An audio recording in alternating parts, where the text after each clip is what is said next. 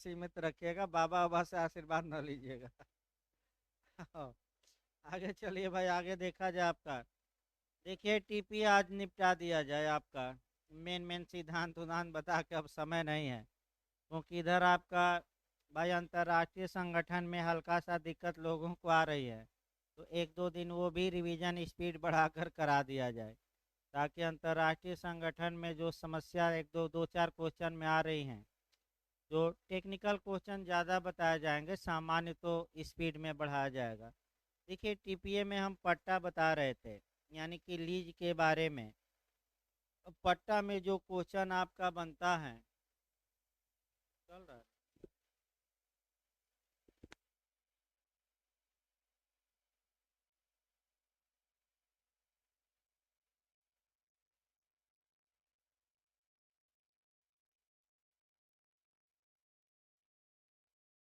बैठिए भाई जल्दी, बैठिए सुरेश भाई, कहाँ तफरी मचा रहे हैं आप भी। पूरा मैंने चाय का असर हो गया है। अब 12 को एकदम सक्रिय रहिए। देखिए आपका टीपीएम भाई, असल बात, लोग भाई इसलिए हंसी मजाक किया जा रहा है कि काफ़ी लोग एकदम प्रेशर में आ गए। अरे प्रेशर क्या भाई क्रिएट करना है, प्रेशर में आ जाएंगे तो और भी एग्ज़ाम खराब हो जाएगा। हंसते गाते और आपका बार काउंसिल में जैसे आप किए हैं वैसे ही करना है। हाँ हाँ, ये नहीं कि प्रेशर में आ जाएंगे तो जो आ रहा है मैं बता दूं वो भी भूल जाएगा एकदम। इसीलिए आपका थोड़ा हंसी मजाक ज़्यादा हो रहा है, ताकि आपका उबर ना हो। और एक माने एक खासियत और है कि क्लास लगातार चल रहा है, तो लोग प्रेशर जो आपका होता है, माने आपका डर होता है, वो घर पर डर नहीं रहे हैं। नहीं तो आप बैठ जाएंगे 10 दिन पहले घर पे, तो ये हो गया तो ये हो गया तो ये छूटा तो ये छूटा। यहाँ तो सब चल रहा है, पांच पांच सब्जेक्ट चल चल रहे हैं, चार चार। क्या छूट ही रहा है, जो कहिए सो 2 घंटा में ख़त्म कर दिया जाए। अब देखिए टीपीए ख़त्म ही हो जाएगा आधा घंटा में। इसके बाद आपका थोड़ा घर पर ही बैरेक पढ़ना पड़ेगा। 106 बताया जा रहा था कि आपका पट्टे का समयावधि पूछी जाती है निश्चित। आपका सूचना दी जाएगी, तो सूचना लिखित में होगी, और समय कब से चलना प्रारंभ होगा। सूचना देने के डेट से पूछा गया कि प्राप्ति के। हाँ, अगर आपका वर्षानुवर्षी पट्टा है तो 6 माह पहले सूचना समापन का, और मासानुमासी है तो 15 दिन, यूपी में संशोधन करके 30 दिन। इसके बाद पट्टा कैसे किया जाता है, पट्टा करने का ढंग 107 में है। ये भी क्वेश्चन आपका आ चुका है कि पट्टा कैसे किया जाएगा। यहाँ से अच्छा क्वेश्चन आपका बना है, थोड़ा सतर्क रहिए। अगर वर्षानुवर्षी पट्टा है या 1 वर्ष से अधिक का किराया या भाटक वसूलने वाला पट्टा है, तो वह पट्टा आपका पट्टा केवल रजिस्ट्रीकृत लिखत द्वारा ही होगा, यानी कि लिखित में होगा और पंजीकृत होगा, और इसके बाद आपका निष्पादित होगा, यानी कि साइन भी होगा। इसके बाद आपका कहा, ये आपका यानी कि जो दो गवाह होते हैं, अनुप्रमाणक साक्षी, वो लोप किया गया है। लोप मतलब उसका प्रावधान नहीं है। तो यही पूछेगा कि क्या आवश्यक है, तो लिखित में, निष्पादित, और आपका पंजीकृत। अगला देखिए, अन्य पट्टे कैसे होंगे, या तो ऐसे करिए या कब्जे का क्या देकर, परिधान। कब्जे का मौखिक भी किया जा सकता है। इसके बाद आपका माने राज्य सरकार चाहे तो आपका पट्टे को रजिस्ट्रेशन के लिए क्या दे सकती है, छूट, वो अलग बात है। 108 पूछा गया धारा, पट्टाकर्ता और पट्टेदार के अधिकार कर्तव्य की धारा में 108 में बस ये धारा पूछी गई है। इसको कोरिलेट कर लीजिएगा धारा आपका 55 से। विक्रेता और क्रेता के अधिकार दायित्व पिछली बार पूछा गया है 55। अगर यही पट्टाकर्ता और पट्टेदार के अधिकार दायित्व तो 108। यही विनिमय के पक्षकारों के अधिकार दायित्व पूछे तो आपका क्या होंगे अधिकार और दायित्व आपका। 118 में विनिमय की परिभाषा, 119 में विनिमय से वंचित, 120 120 याद रखिएगा। 120 धारा में विनिमय के पक्षकारों के अधिकार और कर्तव्य क्या होंगे, जो विक्रय के पक्षकारों के हैं। और धन का विक्रय पिछली बार पूछा गया, धन का विनिमय 121। 4 धाराएं याद रखिए। इसके बाद आपका जो पूछा जाता है 109, पट्टाकर्ता के 109 छोड़ दीजिए। 111 महत्वपूर्ण है, आपका पूछा जाता है पट्टे का पर्यवसान, डिटर्मिनेशन ऑफ लीज। देखिए यहाँ जो आपका पढ़ना है कि पट्टे का पर्यवसान या समापन कैसे कैसे हो सकता है। तो आपका पहले तो कितने प्रकार दिए गए हैं जिससे कि पट्टे का समापन हो सकता है, तो 8, 5 नहीं भाई, 8 है। 8 उसको लिखिए बैरक पर। 8 प्रकार। इसमें दूसरा क्वेश्चन बनता है कि फॉर फ्यूचर द्वारा या जप्ती द्वारा या समपहरण द्वारा पट्टे का समापन का प्रावधान, पर्यवसान का प्रावधान। तो खंड वाइज पूछा गया है 111 जी, ये याद रखना है। फिर आपका पूछा जाता है कि जप्ती द्वारा कब पट्टे का पर्यवसान हो सकता है। 3 कंडीशन दी गई हैं, तीनों याद रखना है। लेकिन मॉडल नकारात्मक आता है कि पट्टे जप्ती द्वारा पट्टे का पर्यवसान कब नहीं होगा, तो जब आपका पट्टेदार दिवालिया हो जाए, और तब नहीं, तभी होगा जब्ती जब विक्रय पट्टा विलेख में स्पष्ट ये लिखा गया हो कि पट्टेदार अगर दिवालिया हो जाएगा तो पट्टा क्या हो जाएगा, जब्त। अगर विक्रय विलेख में नहीं लिखा है तो केवल पट्टेदार के दिवालिया हो जाने से पट्टा आपका पर्यवसान नहीं होगा। यही क्वेश्चन बार बार आपका क्या कर रहा है, अटैक। जी जी याद रखिएगा। इसके बाद 116 पूछा जाता है अतिधारण का प्रभाव, इफेक्ट ऑफ होल्डिंग आपका ओवर। तो 100 आपका 116 आपका याद रखिएगा इफेक्ट ऑफ होल्डिंग ओवर, यानी कि आपका अतिधारण का प्रभाव। अब आइए शुरुआती दौर से आइए। अब आपका टीपीए में केस और सिद्धांत मुख्य मुख्य हमें बताना है। एक बार रिवीजन करा दिया जाए, पूरा तो भाई 100% पढ़ाना संभव नहीं है। आ जाइए धारा 5 से देखा जाए, सेक्शन 5 से आपका क्वेश्चन बनना शुरू होता है। निकाल लीजिए अध्याय 2, आपका यहाँ से हमें शुरू करना है। अध्याय 2 पक्षकारों के कार्य द्वारा संपत्ति अंतरण के विषय में है। दूसरा सेक्शन याद रखिएगा 5 से लेकर आपका 53A तक है। अब इसका अपवाद भी याद रखिएगा। सामान्यतः जो अंतरण होता है पक्षकार के कार्य द्वारा, लेकिन इसका अपवाद कौन सा है, तो धारा 57 और चैप्टर 4। ये अध्याय 2 को 2 वर्गों में बांटा गया है, वर्ग ए और वर्ग बी। वर्ग ए में जो सिद्धांत है ये प्रिंसिपल है, अंतरण नहीं है। सब क्या है, 5 से लेकर 53 है, प्रिंसिपल सिद्धांत है। तो खंड ए का अलग से पूछा जाता है 5 से 37, चल और अचल दोनों संपत्तियों के अंतरण में लागू होगा। और 38 से 53 है, केवल और केवल इमूवेबल, ये याद रखना है। अब धारा 5 आपका कुंजी कही जाती है टीपीए का। देखिए धारा 5 में पहला क्वेश्चन कि संपत्ति के अंतरण की परिभाषा किस धारा में, 5 में। धारा 5 में क्या क्या परिभाषित हैं, संपत्ति का अंतरण, संपत्ति का अंतरण करना, दोनों इनमें से कोई नहीं, दोनों। इस संपत्ति का अंतरण का मतलब क्या हुआ, तो 3 ऑप्शन दे देगा। एक जीवित व्यक्ति दूसरे जीवित व्यक्ति को, एक जीवित व्यक्ति स्वयं को, या एक जीवित व्यक्ति स्वयं को और अन्य व्यक्तियों को, या तो वर्तमान में या भविष्य में संपत्ति का क्या करता है, हस्तांतरित करता है। तो हम कहते हैं कि वह संपत्ति का अंतरण करता है। तो आपका स्वयं शब्द पर अटैक करना है। क्या कोई व्यक्ति स्वयं को संपत्ति का अंतरण कर सकता है कि नहीं कर सकता है। स्वयं शब्द कब जोड़ा गया, 1929 बेरेक पर लिख लीजिए, पूछ सकता है कि स्वयं को अंतरण कब जोड़ा गया, तो 1929। धारा 5 में जो सिद्धांत है इंटरवाइवस, इंटरवाइवस माने कि अंतरण जीवित व्यक्तियों के मध्य होगा, यानी कि जो अंतरण करता है और अंतरित ये दोनों अंतरण के समय क्या हो, जीवित।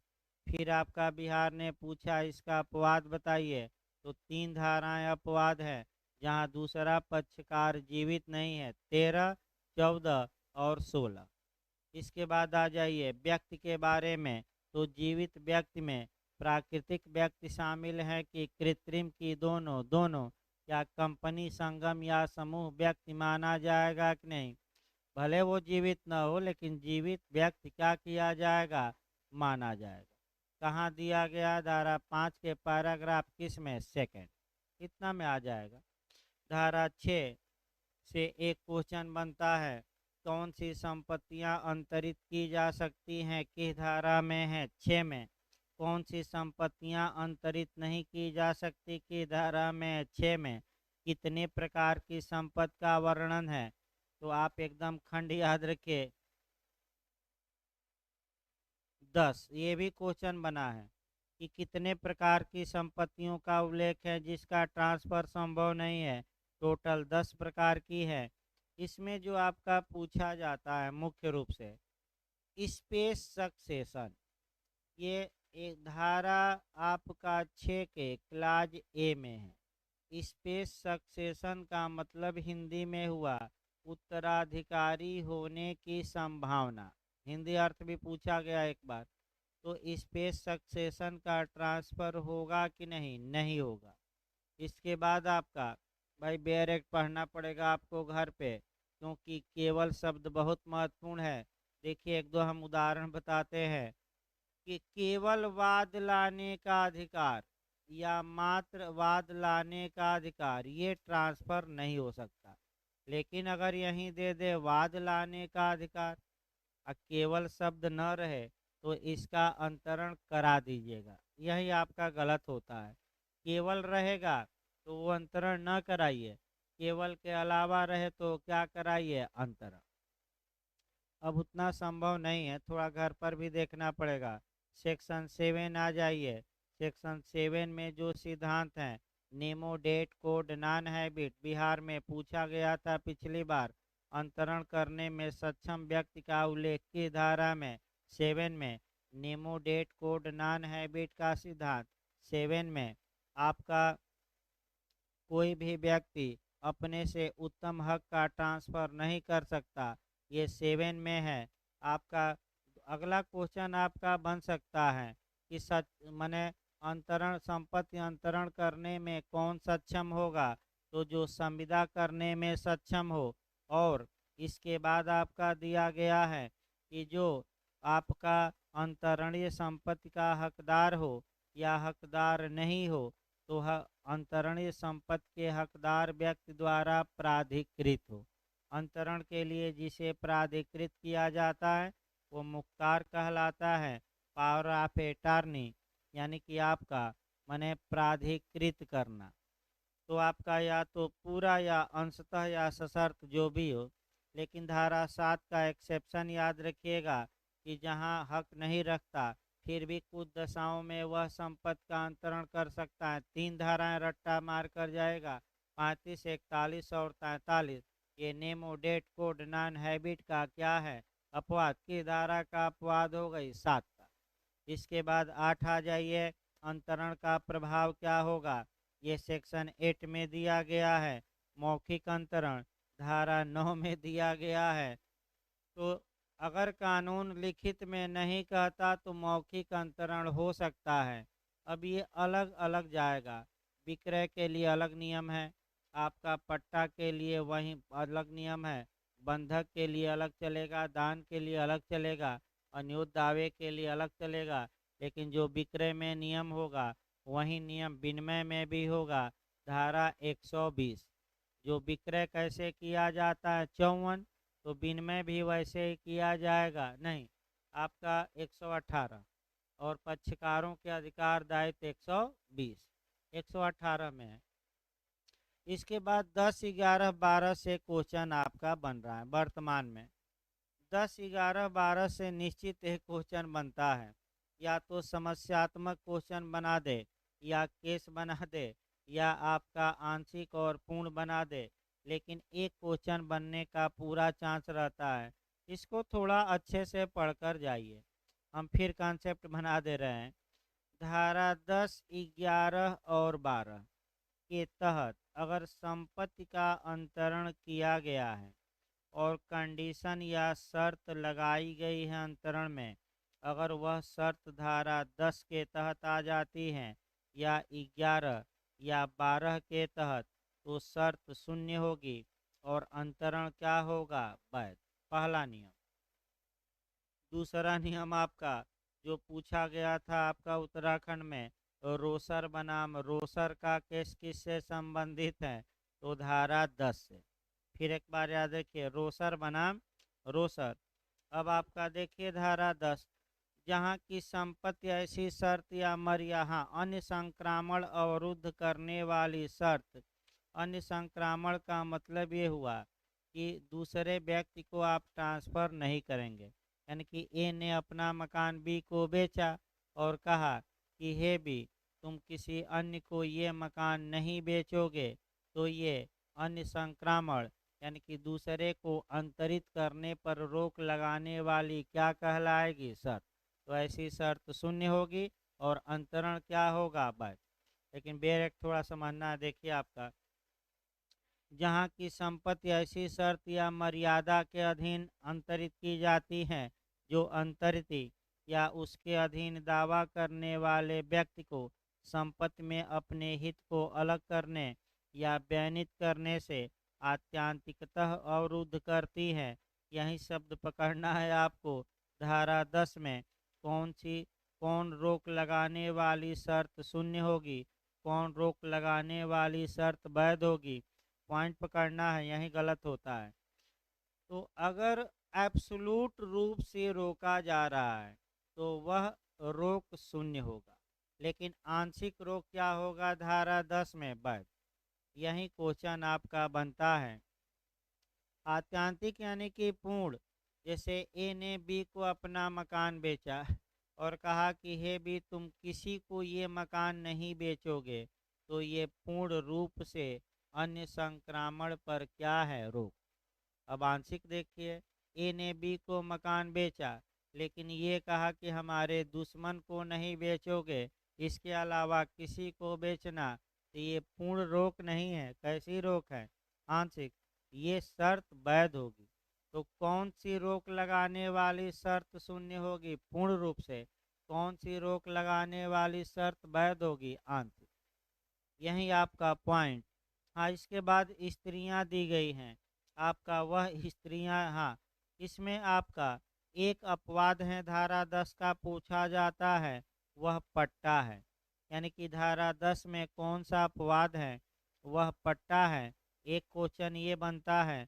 फिर 3 स्त्रियां हैं, इनको सीमित हित नहीं दिया जा सकता, अन्य विवाहित स्त्रियों को दिया जा सकता है। कौन कौन सी स्त्रियां हैं? हिंदू, मुसलमान या बौद्ध को सीमित हित नहीं देंगे। इसके अलावा अन्य को दे सकते हैं कि जब तक विवाहित हो तुम ट्रांसफ़र नहीं कर सकती। तो अगर कोई हिंदू विवाहित महिला है, ये कहा जा रहा है कि तुम्हें संपत्ति दी जा रही है, लेकिन जब तक तुम्हारा विवाह काम है ट्रांसफ़र नहीं कर पाओगी, ये शर्त शून्य होगी। क्योंकि 3 महिलाओं पर ऐसी शर्त लगाई, वो भी विवाहित स्थिति के दौरान। कौन कौन? हिंदू, मुस्लिम और बौद्ध। देखिए घर पर थोड़ा देखना पड़ेगा। 11, शिष्ट हित के विरुद्ध निर्बंधन। यानी कि इसका मतलब उपभोग पर रोक लगाई गई है। इसका मतलब ये हुआ कि ए ने बी को मकान बेचा और ये कहा कि तुम किराएदार न रखना, ऐसे प्रयोग करना, तो ऐसी शर्त क्या होगी? शून्य होगी। लेकिन एक इसमें भी अपवाद आ गया कि वह टुकड़ा का, यानी कि आपका उसी संपत्ति का टुकड़ा है, उसकी सुरक्षा या परिरक्षण के लिए शर्त है, तो वह शर्त क्या होगी? वैध। तो बताइए धारा 10 में कौन सा अपवाद था? पट्टा। धारा 11 में कौन सा अपवाद हो गया? जमीन का टुकड़ा। तो देखिए 11 धारा 11 धारा 10 ट्रांसफर पर रोक लगाती थी शर्त द्वारा। धारा 11 ट्रांसफर पर नहीं बल्कि उपभोग पर रोक लगाती है। किस पर? जहाँ की संपत्ति के अंतरण पर संपत्ति में किसी व्यक्ति के पक्ष में आत्यांतिक हित सृजित किया जाता है। सतर्क ये रहना है जो क्वेश्चन का मॉडल है कि सेक्शन 11 तभी अप्लाई होगी जब अंतरण द्वारा दूसरे पक्षकार को पूर्ण हित या एब्सोल्यूट इंटरेस्ट या आत्यांतिक हित दिया गया है। तो अब 6 संव्यवहार हैं और 6 संव्यवहार तैयार करिए। जिसमें स्वामित्व का ट्रांसफर होगा उसमें आत्यांतिक हित का अंतरण, और जिसमें स्वामित्व का ट्रांसफर नहीं होगा उसमें आंशिक। तो दिमाग में बैठा लीजिए, यही क्वेश्चन आपका गलत होगा। धारा 11 केवल उन्हीं अंतरणों में लागू होगी जिसमें स्वामित्व का क्या किया जा रहा है? ट्रांसफर। तो विक्रय में किया जाता है स्वामित्व का अंतरण, विनिमय में किया जाता है, आपका दान में, अनियोज्य दावे में, लेकिन दो में स्वामित्व का ट्रांसफर नहीं होता, एक पट्टा और दूसरा बंधक। अर्थात धारा 11 का नियम दो में लागू नहीं होगा। किसमें किसमें? बंधक और किसमें? पट्टा में। क्यों? क्योंकि इसमें आत्यांतिक हित का ट्रांसफर। ये काफी अच्छा क्वेश्चन बनता है आपका। जिस अंतरण में आंशिक हित का ट्रांसफर होता है उसमें धारा 11 का नियम लागू। यही पॉइंट याद रखिए। अब आगे देखिए सब। किंतु अंतरण के निर्बंधन निर्देश करते हो कि वह ऐसे हित का किसी विशिष्ट रूप से उपयोजन करे, तो चाहे यहाँ रोक आंशिक हो या पूर्ण हो, दोनों रोकें शून्य होंगी और अंतरण वैध होगा। माना जाएगा कि कोई शर्त लगाई गई थी कि नहीं लगाई गई थी? नहीं लगाई गई थी। जिस प्रकार से माने, जिस प्रकार चाहें उस प्रकार से उसका क्या करे? प्रयोग। सतर्क रहिएगा। लेकिन एक अपवाद है, उसी जमीन का क्या या मकान का टुकड़ा शर्त लगाई गई है कि ऐसा यूज करना कि इस मकान का कुछ भाग खराब ना हो, वो बना रहे, तो ये शर्त क्या होगी? वैध। इसके बाद आ जाइए 12 दिवाले या प्रयतित अन्य संक्रामण पर हित को पर्यवसाय करने वाली शर्त। यानी कि ये 20 को तो ट्रांसफर करता है संपत्ति, लेकिन कहता है कि अगर तुम दिवालिया हो गए तो ऐसा अंतरण शून्य होगा। या अन्य संक्रामण, प्रयतित अन्य संक्रमण, प्रयतित यानी कि प्रयास करोगे, अन्य संक्रमण मतलब हुआ दूसरे को अंतरित करने का। जैसे ही तुम दूसरे को अंतरित करने का प्रयास करोगे वैसे ही हमारे द्वारा किया गया अंतरण शून्य हो जाएगा। ये शर्त ही शून्य है, भले वह दिवालिया हो जाए या किसी को बेचे। लेकिन एक एक अपवाद है, और वह अपवाद फिर यहाँ पूछा गया पट्टे का है। तो पट्टे का अपवाद दोनों में है, धारा 10 में भी 12 में भी। और टुकड़े का अपवाद किस में है? 11 में। यही पॉइंट पकड़ना है जो गलत होता है। तो अभी हमने पट्टे का 111 का कौन सा खंड बताया? जी। जी का तीसरा, जी का चौथा। तो अगर पट्टाकर्ता और पट्टेदार में एग्रीमेंट हुआ है लिखित में कि अगर पट्टेदार दिवालिया हो गया तो पट्टे का क्या हो जाएगा? पर्यवसान। पट्टा समाप्त हो जाएगा, तो ये करार वैध होगा। और ये धारा 12 का भी अपवाद होगा। और दिवालिया हो गया तो ये अंतरण क्या होगा? शून्य। वैध होगा क्या? वैध। वैध। लेकिन बिना करार के नहीं, केवल दिवालिया होने पर नहीं, स्पष्ट रूप से ये बात क्या होनी चाहिए? लिखित में, मौखिक नहीं। दिवालिया होने पर, ऐसा दिवालिया होने पर हो जाएगा लिखा गया हो, तो दिवालिया होने पर केवल नहीं, ये बात स्पष्ट रूप से पट्टा विलेख में क्या हो? रिटेन में हो। यही क्वेश्चन आपका गलत होता है। इसके बाद 13 अजात व्यक्ति के लिए अंतरण फायदे के लिए। तो अजात व्यक्ति को नहीं, व्यक्ति के फायदे के लिए। तो आपका इस पर केस याद रखना है, व्हीटी बनाम माइचल का दोहरी संभावनाओं का विरोधी नियम। फिर अजात या अजन्मे को सबसे उत्तम कैसे अंतरण किया जाएगा, डायरेक्ट की पूर्विक हित का सृजन करके। पूर्विक हित का सबसे उत्तम उदाहरण क्या है, उत्तराखंड में पूछा, न्यास। कौन सा है? न्यास बना दीजिए, संपत्ति किसी को दे दीजिए और कह दीजिए जैसे ही अजन्मा जन्म लेगा न्यास की संपत्ति उसे क्या होगी, मिल जाएगी। केस याद रखिए, दोहरी संभावनाओं का विरोधी नियम, यानी कि कानून एक संभावना तक तो वैध मानता है लेकिन उसके आगे नहीं। इसके बाद 14, शाश्वतता के विरुद्ध नियम आ गया, रूल अगेंस्ट परपीचुटी। आपका धारा 14 में है। 15 आपका लीक बनाम रॉबिन्सन का केस है। 16 आपका सिद्धांत जो है कि पूर्विक हित की निष्फलता पर, यानी कि किसी पूर्विक हित की निष्फलता पर पश्चातवर्ती हित अपने आप ही क्या हो जाएगा, आपका समाप्त हो जाएगा, यानी कि limitation following upon A limitation is wide, यानी कि पूर्विक हित शून्य तो पश्चातवर्ती हित अपने आप ही क्या होगा, शून्य। कौन सी धारा? आपका 16। इसके बाद 17 आ जाइए, संचयन का निर्देश कहाँ है? 17 में आपका केस याद रखिएगा, थैल्यूसन बनाम वुडफोर्ड का। कब तक के लिए संचयन वैध माना जाएगा? 18 साल या जीवन काल तक के लिए। इसके 3 अपवाद हैं, तीनों अपवाद रट कर जाइएगा भाई, थोड़ा घर पर भी हल्का से देख लीजिएगा। इसके बाद 18 आ जाइए, आपका 18 भी क्वेश्चन बना है कि 18 किसका अपवाद है, तो 14, 16, 17 का। ये क्वेश्चन एजेस में भी आया, थोड़ा धारा बस रटना है। 18 में किस धारा का अपवाद है? 14, 16, 17 याद करके जाइएगा, पूछा गया है जेस में भी जे में भी।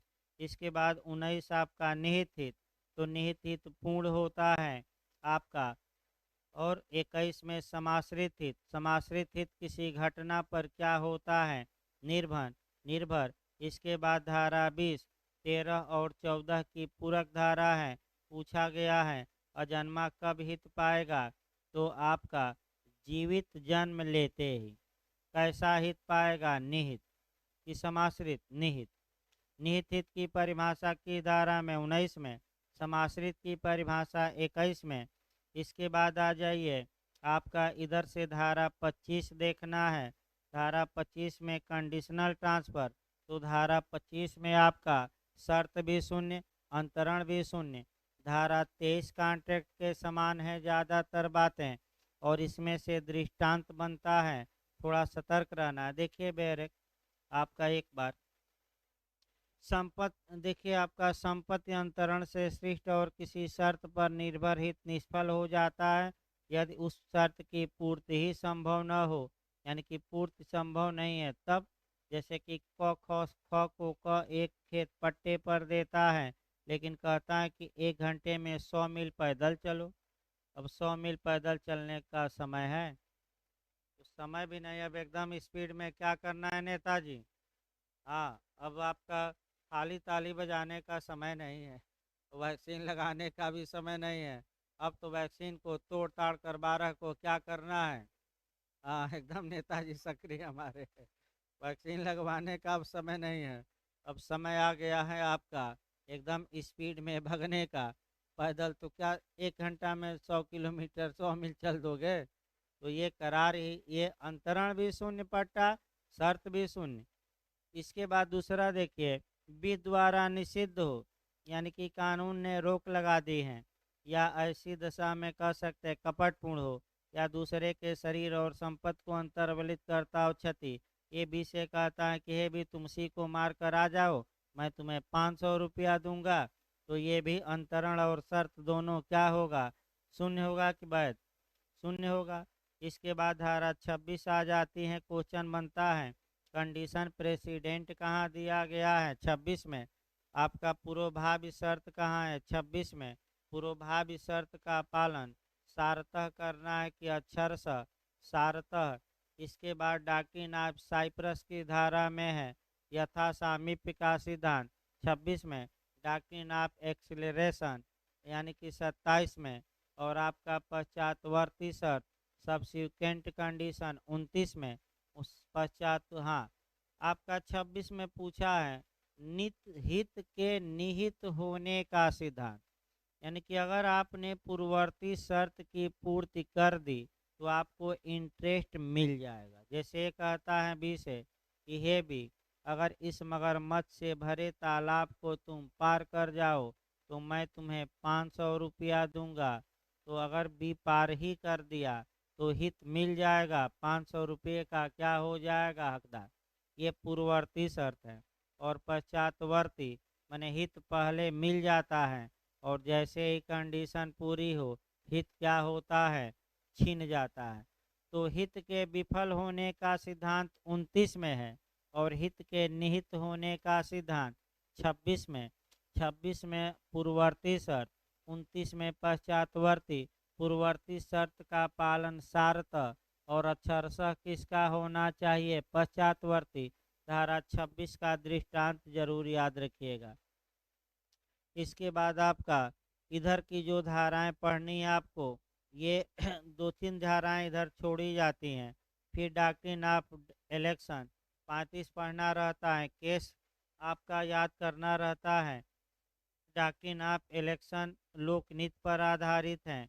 और आपका केस याद रखिएगा, केस पूछा जाता है। कल इसको थोड़ा बहुत बता देंगे भाई, क्योंकि अब हाँ कल थोड़ा बहुत 10-15 मिनट और बचा है, 15-20 मिनट कल बता देंगे। कल आपका देखिए जो चलेगा आपका, एक तो आईपीसी चलाया जाएगा और टीपीए थोड़ा बहुत बचा के और अंतर्राष्ट्रीय संगठन शुरू किया जाए। मेन मेन चीज़ें, कम से कम यूएनओ का एक बार चार्टर, मेन मेन जो चीज़ हैं जहाँ से अटैकिंग करता है और कुछ सिद्धांत बता दिया जाए। वैसे भाई आपका बताया गया है, लेकिन फिर एक बार 1-2 दिन क्या करा दिया जाए, रिवीजन जो भी। क्योंकि आपका जब तक सांस तब तक आस, छोड़ना नहीं है। यानी कि परीक्षा के पहले तक आपका कह सकते हैं कि आस नहीं छोड़नी है। आपका ये भी ध्यान रखिए, क्योंकि डॉक्टर हमेशा प्रयास करता है कि अंततोगत्वा तक इसकी जान क्या की जाए, निराश नहीं होता। तो निराश नहीं होना है, ये नहीं। और सेंटर पर जाकर एकदम आपका कह सकते हैं कि करना है क्वेश्चन बिना प्रेशर के। प्रेशर में आ जाएंगे तो भाई गलत हो जाएगा, आते हुए भी एकदम निसंकोच भाव से करिए। आपका मैं फिर बता दूं एकदम